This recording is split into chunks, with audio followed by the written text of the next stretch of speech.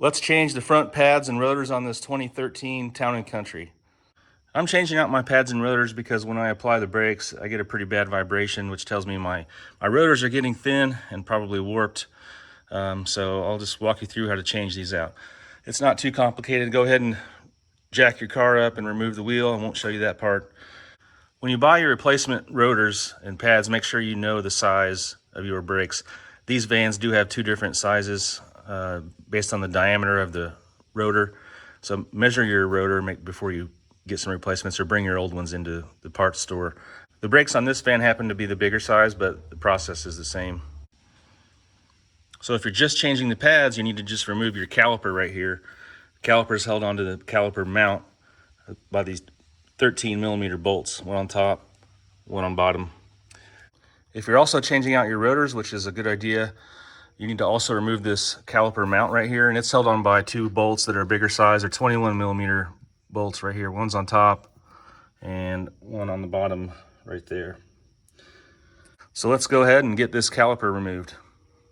We're going to take out these two 13mm bolts.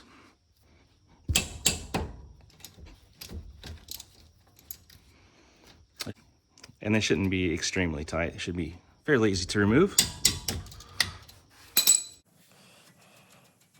We're gonna go ahead and remove them both. They're just small bolts that actually thread into the pin that your calipers slide on. So keep those set aside. When you remove this caliper, you don't want to let it just hang by the rubber hose. That's too much pressure and stress on this rubber hose. So have something ready that you can hang the caliper from. I have a piece of safety wire here that I've just attached to my spring, and I'm just gonna tie it up when I get it removed so that it can hang on that wire. You can use a piece of string, a rope, or a bunch of zip ties put together, whatever you have around you. So in order to get the caliper off, remember these pistons in here are extended, and that's what's holding it on right now because the bolts are already out. So pull it sort of towards you. That'll help compress those pistons just barely enough to allow you to pull off the caliper. Pull it towards you a little bit, and it should start wiggling now. See that? It should come off. And this is what I mean. You don't want to let this hang by, it's pretty heavy. You don't want to let it hang by that hose. So let's tie this up. I'll just use the mount hole here.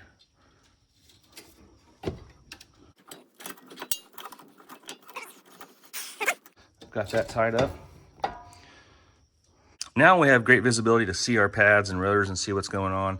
Chances are your pads are worn out. That's probably why you're changing them. If your pad layer is worn out and you're pretty much rubbing on this backing, that's when you start hearing the grinding on your brakes that most people hear, and that's when you usually change them out. But again, I've got a weird vibration going on in when I brake, so I'm going to go ahead and change all this out. Your pads should just pull right off of there now. You can pry them off. If you're going to reuse your rotor, do not pry against the rotor. It'll score it up. But I'm not going to reuse my rotor. I'm just going to pry my old pads off. There they go.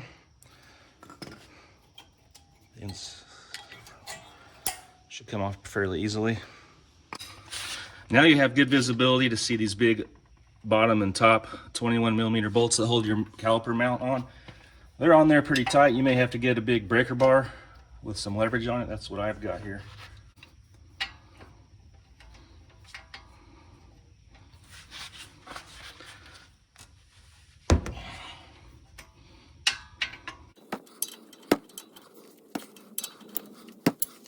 And once they're loose, you can grab a regular ratchet,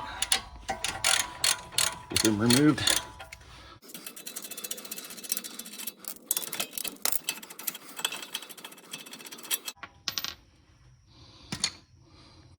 Some vehicles do have a screw somewhere on the rotor that hold it down, but this vehicle and most vehicles actually don't have anything. So once you get that caliper mount off, it should come right off of there.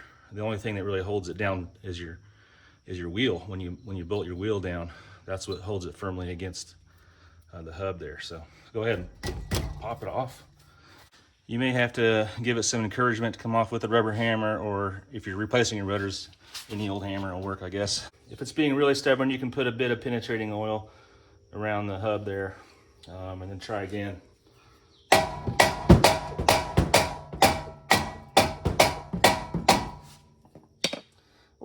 that doesn't work, get you a bigger hammer if you're going to replace the rotors. There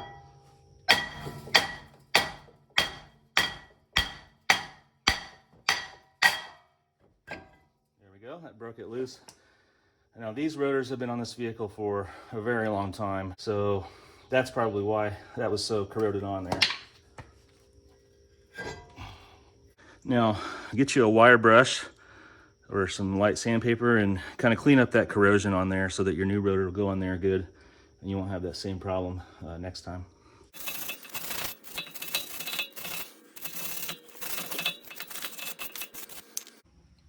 Okay, in order to fit your new brake pads in, we need to compress these pistons. So if you think about it, as your pads wear out, these pistons press out to squeeze on your brake rotor. As your pads wear, these pistons have to come out farther and farther.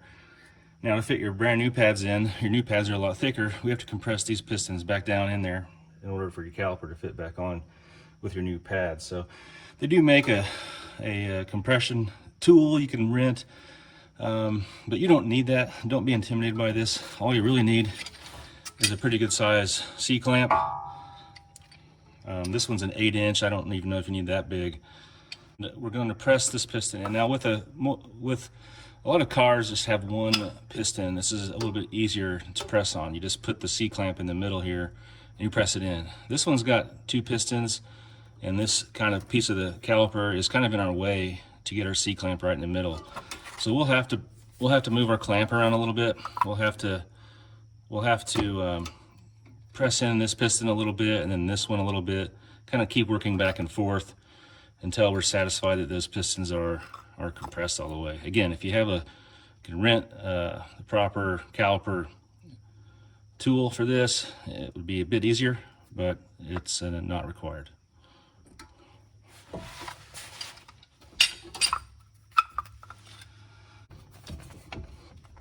All right. So let me get the light on here a little better. So I've got my C-clamp on there to where I'm just pressing them mainly on this top piston here. So we'll work that in a little bit and then we'll move it to the bottom, kind of keep working back and forth. So just tighten up your C-clamp and it'll start to compress that piston.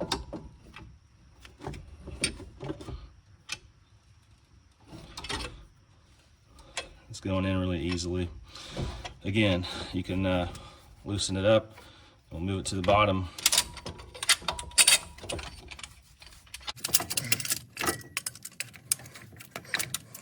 We'll tighten it again. Should start to compress again, and it is. You can get it pretty tight. And then we'll move it to the top.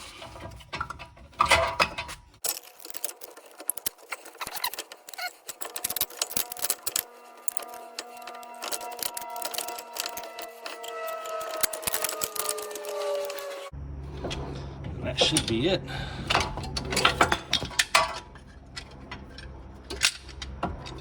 All right, and as you can see, the pistons are nice and compressed now, fairly flush with the caliper there. That'll give us plenty of room to get our new brake pads in. Now let's go clean up our caliper mount and install the new hardware.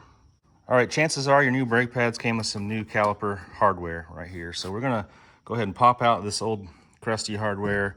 We're gonna take a wire brush and sort of clean up the areas on the caliper. Be careful with that dust. You never wanna breathe any of that brake dust. So do it outside or do it in front of a fan or something. And then we're gonna go ahead and insert the new hardware, and then we'll work on cleaning up the pins. Pay attention to which way the original hardware is in there. Make sure you know which of your replacement hardware goes where.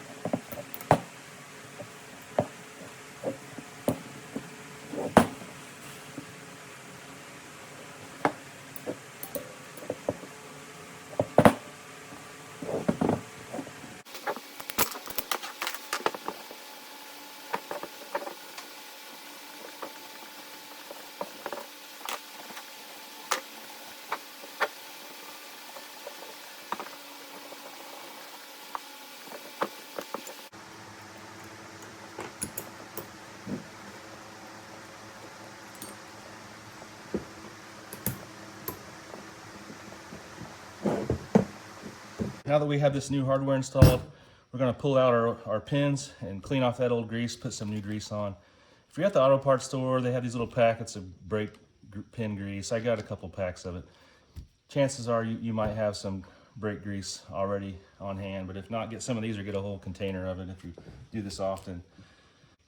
So this is an important step because you want your brake caliper to be able to slide evenly back and forth without resistance as your pads wear. Otherwise it'll wear uneven and you could get some vibration eventually. So we're gonna pull off the pins, pull off the rubber boot. Be careful with it, you don't want to tear it.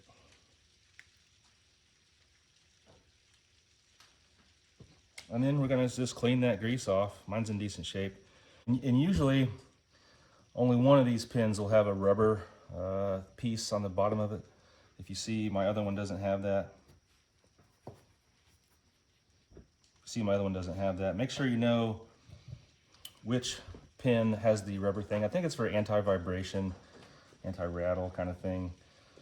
So just make sure you note which position that pin goes back in, put it back in the same one. So I'll clean it off.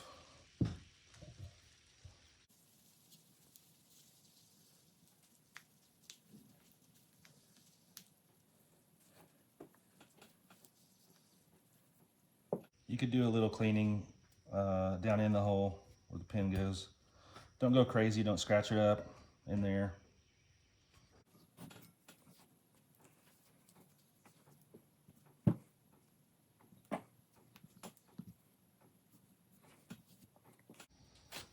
Cleaning out the inside of our boot a little bit.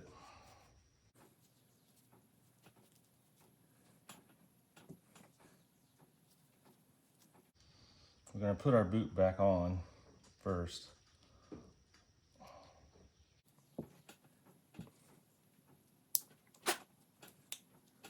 Now we're going to be pretty liberal with our grease application.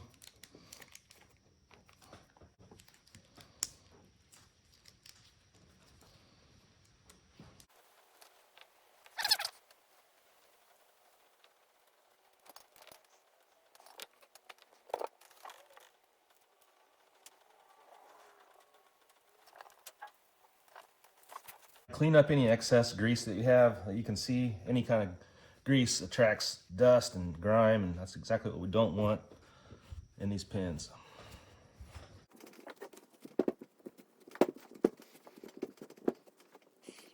All right, we're ready for reassembly. Here's my new rotor compared to the old one. I went ahead and splurged and got the best rotors at AutoZone that had the Z-clad coating on it. It's just an anti-rust coating that's actually on the entire surface everywhere. And then once assembled and you start braking, it will wear off the coating really fast, just on the area it needs to. The rest of it remains protected. If you have a new rotor that's the standard rotor without that coating on it, when you open it up out of the bag, there'll be a coating of oil on there just so that it doesn't rust while it sits on the shelf. You need to take some brake clean spray and spray on your brand new rotor and with a rag and clean all that oil off. If you don't do that, the first time you use your brakes, that oil will bake into your brake pad and kind of glaze over, and you won't have very good braking action. You won't have as good of braking action as you would have otherwise. So make sure you clean off your new rotor, unless you have this Z-clad coating that's not oily. It doesn't require any cleaning. All right, let's go ahead and put our cleaned up brand new rotor on. This presses on, and again, the only thing that really holds it tight is your wheel at the end of is your wheel once you tighten it down. Okay, now we're going to go ahead and put our caliper mount back on. It's been cleaned up, new hardware, and greased up the pins already. Also, the two mounting bolts, I put a little bit of NIC's compound on these big bolts. It's a pretty good idea with these big bolts that could get corroded. You know, over time it gets them really hard to remove later on.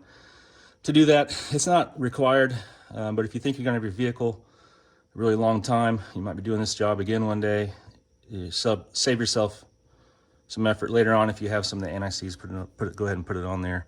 And if these bolts are rusty, clean that up a bit too.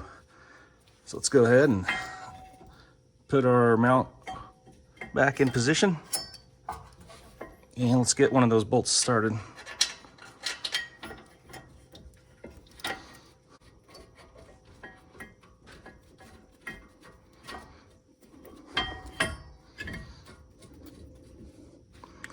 Once one started, we can start the other one.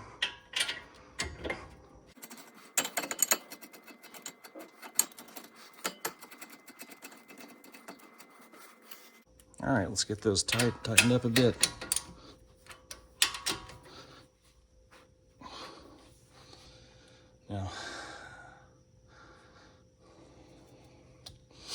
Now, I don't have the torque specs. I'm sure you could Google the torque specs if you want.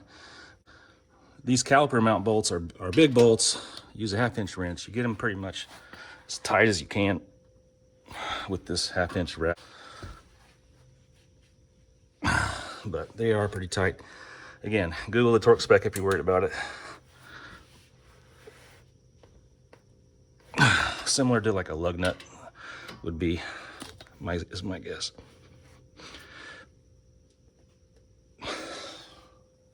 Just wanted to show you the difference in thickness of my old pad that was getting worn out and my brand new pad. See how thick it is. Really thick pad for a van, more like a truck pad. This one still had quite a bit of material left, but again, my brakes were vibrating, so I want to change them out. You see how thin it is. And that's why we had to compress those pistons so that these new pads will fit in there. I'm putting my pads in the same position that my removed pads were, and that this little tab, metal tab, was on the top. So I'm just gonna match that. That's how they came out. And this little tab is actually just a wear indicator. So as your pad wears down over time, once it gets to where this little tab will start rubbing on your rotor, they'll actually start squeaking. If you ever hear someone's rotors squeak, that's because their pads are almost worn out and it's wearing on this wear indicator. It's trying to tell you, hey, change your brake pads. It's giving you a warning before they actually start grinding against the backing, since this tab sticks out a little bit past the backing there. That's what that's for. Now let's go ahead and install them here.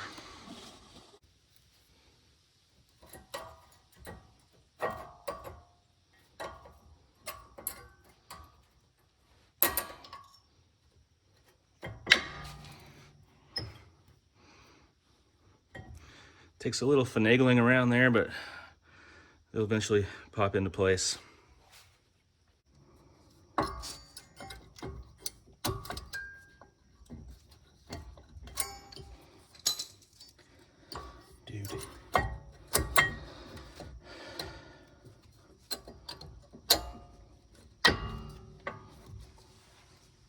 All right, we can go ahead and put our caliper back on now that our mount is on and our pads are in. I'm going to cut the safety wire I was using to hang the caliper, and it should go right onto place.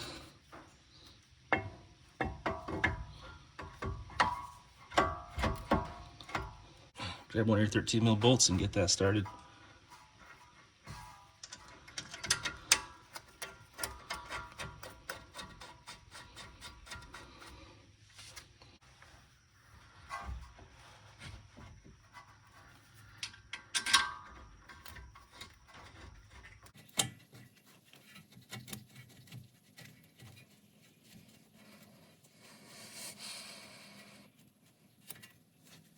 So I Googled the torque spec for the caliper guide pin bolt, and it says 26 foot-pounds.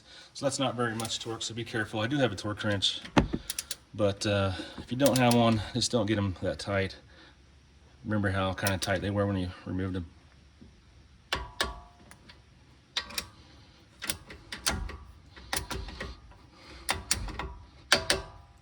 That was it. So we just completed one side of the front brakes. That wasn't too bad of a job. I think you guys can do it on your own. And I'm gonna go ahead and put my wheel back on and do the other side. When you're totally done and you lower your vehicle, make sure you don't forget to pump your brakes a whole bunch of times before you try to drive, because those compressed pistons will need a bunch of pumps of the brake pedal before they get put into place or seated back where they go. So this job's not too bad. You don't need any fancy tools. You all can do it. And it is nice to kind of work on your own vehicles, save yourself some money, and get a sense of accomplishment. So good luck working on your vehicle, and give this video a thumbs up. Thanks.